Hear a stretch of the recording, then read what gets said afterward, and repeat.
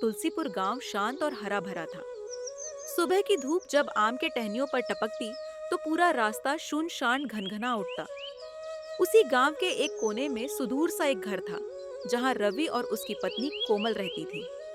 रवि बीमार रहता, भाग दौड़ करने की ताकत नहीं और चलने फिरने में भी दिक्कत होती। घर चलाने की जिम्मेदारी कोमल के कंधे पर थी।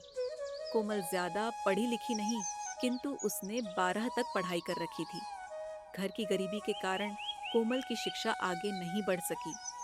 उसने गांव के बड़े बरगद के पेड़ के नीचे सुबह 9 बजे बच्चों को पढ़ाना शुरू किया था। जो बच्चे स्कूल नहीं जा पाते थे या उनके घर में मुश्किलें थीं, वे बच्चे कम फीस में कोमल से पढ़ते। कोमल चटक हंसी में गणित सिखाती, कहानियों से भाषा सिखाती और बच्चों की छोटी छोटी चमकती आंखों में उम्मीद जगाती। बच्चों के लिए वही कक्षा करती, प्यार से भरी और सीख से भरपूर। पर गांव के कुछ लोगों को ये सब अच्छा नहीं लगता था। उनके अनुसार बच्चों का वहां आना गांव के नाम के लिए ठीक नहीं था। वे चाहते थे कि गांव के सब बच्चे सरकारी स्कूल में जाए, ताकि गांव को सुविधाएं सही मिले। एक दिन वे लोग मुखिया के पास पहुंचे। मुखिया ने कठोर आवाज में कहा, ये बात गंभीर है। कल तुम दोनों उसके पास जाना और उसे अच्छे से समझाना। अगले दिन 2 बेमिजाज लोग कोमल के घर पहुंचे। उनकी आंखों में नफरत झलक रही थी। रवि बिस्तर पर पड़ा देख डर से सहम रहा था। एक आदमी ने धमकी दी, कोमल, कल से वहाँ कोई कक्षा मत लगाना, वरना तुम्हारा और तुम्हारे इस पति का जीना हराम कर देंगे। कोमल के हाथ कांप गए, लेकिन उसकी आंखों में आंसू नहीं थे, बस चोट सी मिली थी। कोमल, अब वहां मत जाना। इनसे टकराना ठीक नहीं, हम कमजोर हैं। मैं जानती हूँ हम कमजोर हैं, लेकिन मैं उन बच्चों से वादा कर चुकी हूँ रोज सुबह उन्हें पढ़ाने का। अगर हम डर के वापस चले गए तो कौन उन बच्चों का हाथ थामेगा? डर से लड़ना भी अफसोस है, पर मैं तुम्हें कोई मुसीबत में नहीं डालना चाहता।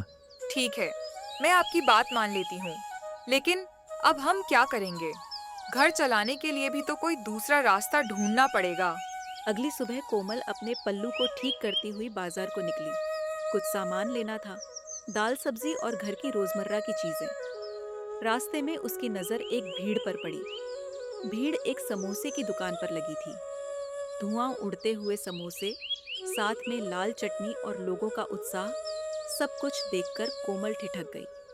उसने सोचा, अरे वाह, कितनी भीड़ है और सब मजे से खा रहे हैं। एक प्लेट में 2 समोसे और बस 20 रुपये, और सबको इतना पसंद भी आ रहा है। वह आगे बढ़कर देखी।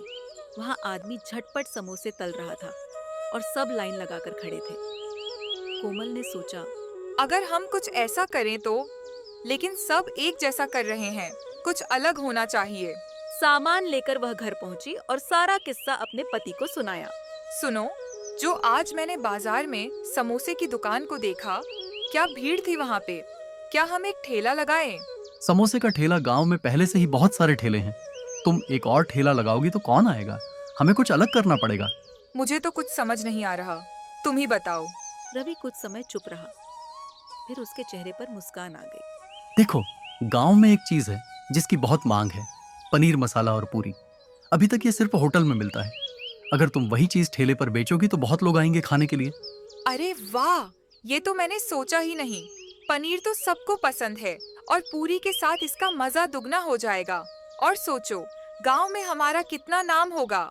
कोमल की आंखें चमक उठी। उसने झट से कहा, ठीक है, मैं कल थोड़ा सा पनीर मसाला बनाकर बेचूंगी। अगर लोगों को पसंद आया तो परसों ज्यादा तादाद में बनाऊंगी। हाँ, यही सही है। पहले थोड़ा बनाकर देखते हैं, फिर बाद में ज्यादा बनाएंगे। मुझे यकीन है इसे लोग जरूर पसंद करेंगे। उस रात को वो लोग देर तक बातें करते रहे। कभी वो सोचते कि ठेला कैसा लगाए, तो कभी दाम कितना रखें। खिड़की से चांदनी झांक रही थी और दोनों की आंखों में एक नई उम्मीद थी, एक नई शुरुआत का सपना। आह, लगता है आज पूरा होटल ही घर में खुल गया है। खुशबू से ही भूख लग गई। मुझे भरोसा है तुम्हारा पनीर पूरी को लोग बहुत पसंद करेंगे। बस तुम्हारा आशीर्वाद चाहिए, मैं सब संभाल लूंगी। कुछ समय बाद कोमल अपना ठेला लेकर गांव के बीचों बीच पहुंची, जहां रोज बहुत चहल पहल रहती थी। वहां पहुंचकर उसने एक पेड़ की छांव में अपना ठेला लगाया। धीरे धीरे उसने अपना चूल्हा जलाया और पनीर मसाले को गर्म करने लगी। जैसे ही उसने तेल डाला और उसकी खुशबू उठी, चारों तरफ खुशबू फैल गई। आसपास के लोग मुड़ मुड़कर ठेले को देखने लगे, लेकिन कोई भी ठेले के पास नहीं आया। कोमल का दिल दहल गया, वह घबराई। अरे, सब देख तो रहे हैं, लेकिन कोई पास क्यों नहीं आ रहा? कहीं आज सब कुछ व्यर्थ ना हो जाए। उसने हिम्मत बटोरी और जोर से चिल्लाई, आइए आइए, गर्मा गर्म पनीर मसाला और फूली हुई पूरी के साथ। आइए आइए, जल्दी आइए। उसकी आवाज सुनकर एक बूढ़ा व्यक्ति धीरे धीरे चलते हुए ठेले के पास आया। अरे बेटा, ये तो ढाबे पर मिलने वाला पनीर मसाला, तुम ये यहाँ कैसे बेच रही हो? काका, ये मैंने आज ही नया ठेला शुरू किया है और अब से आपको यहीं पर मिलेगा ढाबा स्टाइल पनीर मसाला और गर्मा गर्म पूरी। अच्छा, तो फिर एक बात बताओ, एक प्लेट कितने रुपए की है? काका, एक प्लेट बस 80 रुपए की, जिसमें 4 पूरी और 7 अचार भी मिलेगा। वाह, तो फिर जल्दी से एक प्लेट लगा दो। कोमल ने जल्दी से पूरी तली और पनीर मसाले के साथ प्लेट सजाकर काका को दी। काका ने पहला निवाला खाया और उसकी आंखें चमक उठी। अरे वाह बेटा, तुम्हारे हाथ में तो जादू है। बिल्कुल ढाबे जैसा बनाया है, बल्कि उससे भी अच्छा। मैं रोज यहीं आऊंगा। ये सुनकर कोमल के चेहरे पर खुशी फैल गई। आसपास के लोग भी ये सुनकर ठेले के पास पहुंच गए। देखते ही देखते भीड़ लग गई। कोई 2 प्लेट मांग रहा था, कोई बच्चों के लिए पूरी ले जा रहा था। दोपहर तक उसका सारा पनीर मसाला बिक गया था। लोग तारीफ करते नहीं थक रहे थे। तभी एक बूढ़ी अम्मा आई, बोली, बेटी, मुझे भी एक प्लेट दे दो। सुना है तुम्हारा खाना बहुत स्वादिष्ट है। माफ करना माँ, सब खत्म हो गया है। आप कल आना, मैं यहीं रहूंगी और आपके लिए पहली ही एक प्लेट रख दूंगी। अम्मा ने थोड़ी मुस्कान दी, लेकिन उनकी आंखों में थोड़ी निराशा झलक गई। कोमल का मन थोड़ा उदास हो गया, लेकिन लोगों की तारीफों देखकर उसका हौसला बढ़ गया। शाम को घर लौटते हुए उसने ठेले के खाली बर्तन देखे और मुस्कुराई। उसने घर जाकर रवि को सारी बातें बताईं। सुनो, आज तो सब बिक गया। लोग तो तारीफ करते नहीं थक रहे थे। एक अम्मा तो निराश होकर गईं। उन्हें कल जरूर खिलाना है। देखा, मैंने कहा था ना, तुम्हारे हाथों में जादू है। अब हमारी सारी परेशानियां दूर हो जाएंगी। ये ठेला ही हमारी उम्मीद है। कोमल की आंखें खुशी से भर गईं।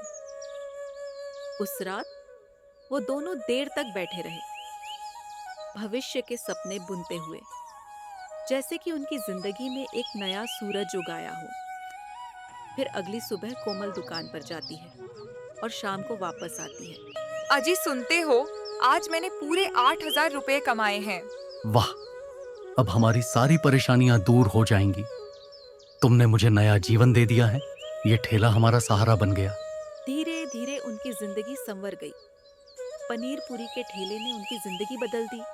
अब दोनों पति पत्नी हंसी खुशी अपनी जिंदगी बिता रहे हैं।